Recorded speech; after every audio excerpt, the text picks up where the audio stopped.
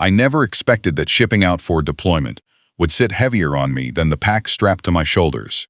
The night before I left, I walked through each room of the house one last time, memorizing which floorboards creaked, how the early sun spilled across the porch, the faint cedar smell drifting from my grandfather's old tools in the shed. It wasn't a mansion, but it was mine. I'd earned every brick and nail of it myself. Diane, who ran the HOA, carried herself like the entire block belonged to her personally. She griped that my truck looked too tactical, that my flagpole stood too tall, and once even hinted that my camo gear clashed with the neighborhood's visual harmony. Mostly I tuned her out. Some people just crave control the way others crave air, and she was clearly one of them. Even so, before deploying, I made sure to file all the right paperwork, with the HOA and the county both, so nobody could later claim I'd walked away from my responsibilities. The morning I left, she was outside across the street, arms crossed, feigning interest in her rose bushes, while clearly watching me haul my bag to the car. No goodbye, no wave, just a small, knowing smirk, like she was already 3 steps ahead of me. I let it go. I had far bigger things on my mind than some clipboard-wielding suburban tyrant with too much free time. I took one last long look at my quiet porch before heading toward the airport. Neighbors called out well wishes, promised they'd keep watch over the place. Even the mail carrier gave me a little salute.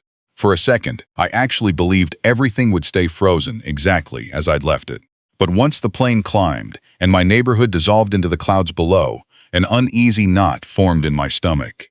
It felt like I'd handed my entire life over to people who hadn't earned that trust. I told myself I was overthinking it. Out in the heat and grit of deployment, you learn fast to release your grip on control. You sleep when the world goes quiet, eat whenever there's a chance, and trust that home is still standing without your constant supervision. I convinced myself Diane would stay within her petty little rulebook and leave my property alone. Combat zones are brutal and disorienting, but at least the threat is obvious. Back home, the danger hides better. A few weeks in, my phone started lighting up more than normal whenever I caught a signal. First, it was my bank. Unusual activity flagged on my mortgage account. Strange. Since my payments ran automatically, nothing should have triggered a flag. Then the messages from the HOA started rolling in, not directly, since apparently basic courtesy wasn't in their bylaws, but through neighbors forwarding me pictures of notices stapled to my front door. Violations for an overgrown lawn, general neglect, and my favorite, property abandonment. I was out there dodging live fire, but sure, my grass was the real emergency. I shrugged it off initially. Probably a glitch, or just Diane being Diane. Then the bank called again, this time with heavier words. Foreclosure proceedings might start due to unresolved HOA fines. My gut sank. I called the bank on a satellite line, boots still full of sand. They said the HOA had reported my home as abandoned and delinquent. I told them I was active duty. They said they'd make a note of it. Corporate speak for maybe, maybe not. That night, I sat on my bunk, dust everywhere, thinking of my porch, my grandfather's tools, everything waiting back home. I emailed my CO requesting emergency leave under the Service Members Civil Relief Act. The next day, he told me to go handle it and come back once it was resolved. Paperwork took 2 weeks to clear. 2 weeks spent picturing Diane circling my property like a vulture eyeing furniture. When I finally landed back on American soil, I skipped going home first and drove straight to the HOA office. Locked. Administrative transition, the sign said, whatever that meant. On the way to my house, I passed 2 neighbors who looked at me like they'd seen a ghost. One murmured, "You don't know yet, do you?" My hand tightened around my duffel strap. No, but I'm about to. I pulled into my driveway and forgot how to breathe. A strange car sat in front of my house. Toys littered the lawn. Curtains I never owned hung in my windows.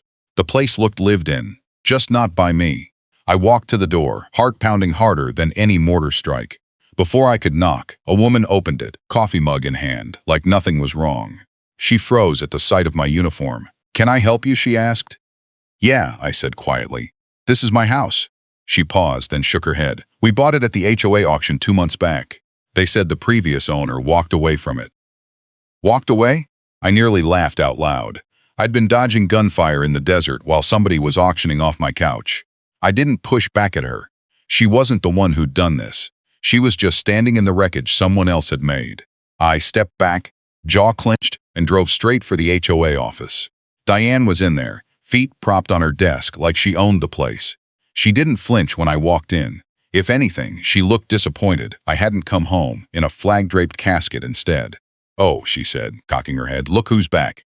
She shrugged. "You sold my house," I said flatly. "You were gone," she replied. Yard dying, mail stacking up, no response to any of our notices. Then she smiled, cold and sharp. "Honestly, I figured you wouldn't make it back. Would have saved everyone the trouble." I stayed quiet. Not because I had nothing to say, but because everything I wanted to say could have landed me in cuffs. She slid a folder across the desk. "It's all legal. Ownership's transferred. Get a lawyer if you want, but it's done." I leaned in. "This isn't finished." She just rolled her eyes. "It is for you. Move on. Someone else is taking better care of it now." I left before I did something I couldn't undo. Outside, the air was sharp and cold. My house, gone. My memories, sold off piece by piece. But strangely, all I felt was a sharp, quiet calm. She figured I'd fold. She had no clue. I didn't yell. I didn't break a single thing. Instead, I did something much more dangerous. I started making calls, first to military legal counsel, then to a federal attorney who specialized in the Service Members Civil Relief Act. Turns out, auctioning off an active duty service member's home without a court order isn't just bad judgment. It's a federal crime. Within 2 weeks, Diane's confident smirk started slipping. Investigators showed up at the HOA office. Subpoena like precision strikes, forged signatures, falsified records, illegal foreclosure filings. Every lie she'd put on paper turned into evidence against her. The family living in my house weren't villains. They were victims, too. The court refunded their money and gave them time to find a new place. My house, bare, hollow, but still mine, was legally handed back to me. Diane was ordered to pay full restitution for everything she'd sold. Every tool, every photo, every chair had a dollar value now, and the court made sure she covered it. But the real blow was her own legal bills and penalties, which buried her financially. The HOA collapsed under a state investigation, and 6 months later, Diane's own pristine, rule-obsessed house went up for foreclosure. I bought it in cash. No fanfare, no announcement. Just signed the paperwork, stepped into her old living room, and threw open the curtains. The place smelled like stale perfume and faded authority. People ask if I felt any guilt. I didn't. What I felt was balance. My original home is mine again, and I'm rebuilding it piece by piece. New walls, new memories being made.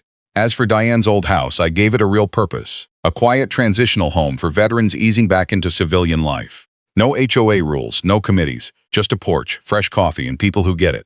Diane rents an apartment across town now. She ducks out of sight whenever she spots me at the store. No more clipboard, no more power, just silence. She thought I'd never come back. She thought I'd disappear for good. She was wrong.